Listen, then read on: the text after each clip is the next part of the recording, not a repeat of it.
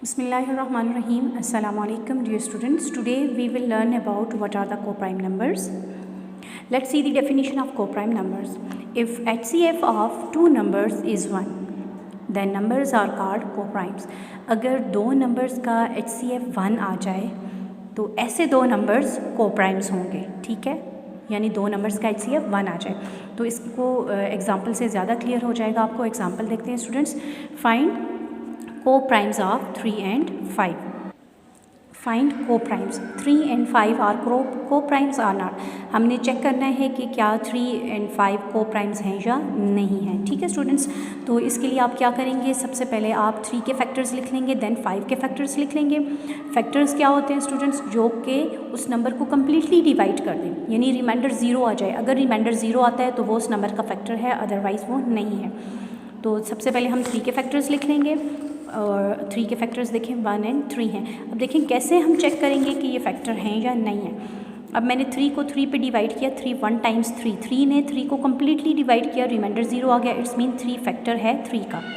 अब मैं 3 को डिवाइड कर रही हूँ 1 से, 1 3 टाइम्स 3, रिमाइंडर 0 आ गया, इट्स मीन 1 फैक्टर है 3 का, ठीक है जी। इसी तरह अगर आप देखें, अगर 2 पे आप इसको डिवाइड करके देखें तो रिमाइंडर 0 नहीं आएगा, 1 आएगा, इसलिए जो है ये 2 जो है वो फैक्टर नहीं है 3 का, ठीक है स्टूडेंट्स। तो हमने फैक्टर्स लिख लिए 3 के, 1 and 3, ये फैक्टर्स हैं 3 के। इसी तरह आप 5 के फैक्टर्स लिख लेंगे 1 and 5। 1 and 5 के अलावा और कोई ऐसा नंबर नहीं है जो कि 5 को कम्प्लीटली डिवाइड कर दे, ठीक है स्टूडेंट्स। तो कॉमन फैक्टर अब हम देखेंगे इनमें कॉमन क्या है। कॉमन जो दोनों में पाया जाए, 3 के फैक्टर्स में भी और 5 के फैक्टर में भी, तो वो नंबर 1 है। तो कॉमन को हम सर्कल कर लेंगे, ठीक है। कॉमन फैक्टर्स क्या आ गया 1 स्टूडेंट्स। अब देखें जो जिसका कॉमन फैक्टर 1 आया तो उसका HCF भी 1 ही है। अगर 1 देखिए HCF का मतलब क्या है, हाईएस्ट कॉमन फैक्टर, सबसे बड़ा कॉमन फैक्टर।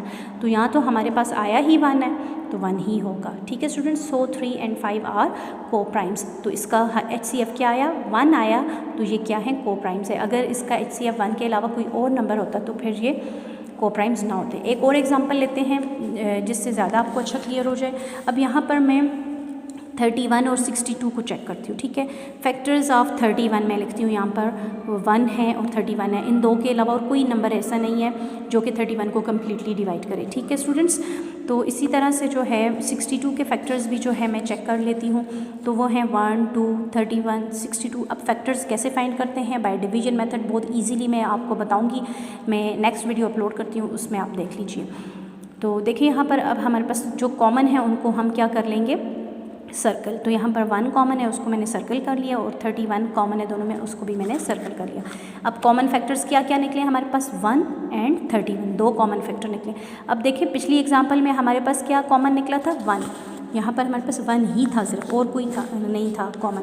यहाँ पर हमारे पास 31 भी आ गया है। सो 62 and 31 आर नॉट co-primes। तो देखिए इसका कॉमन फैक्टर 1 और 31 है। अब हमने HCF देखना है। अब देखें हाईएस्ट कॉमन फैक्टर, सबसे बड़ा कॉमन फैक्टर कौन सा है, वो 31 है। इसका 1 जो है वो हाईएस्ट तो नहीं है ना, वो छोटा है, तो 31 इसका HCF होगा। तो हमने क्या पढ़ा था डेफिनेशन में कि अगर दो नंबर्स का HCF जो है वो 1 आ जाए तो ऐसे दो नंबर्स जो होते हैं वो co-primes होते हैं। इसका HCF 1 नहीं आया, 31 आया है, इसलिए 31 and 62 are not co-primes। I think आपको क्लियर हो गया होगा। अगर आपको क्लियर हो गया है तो please like and subscribe my channel.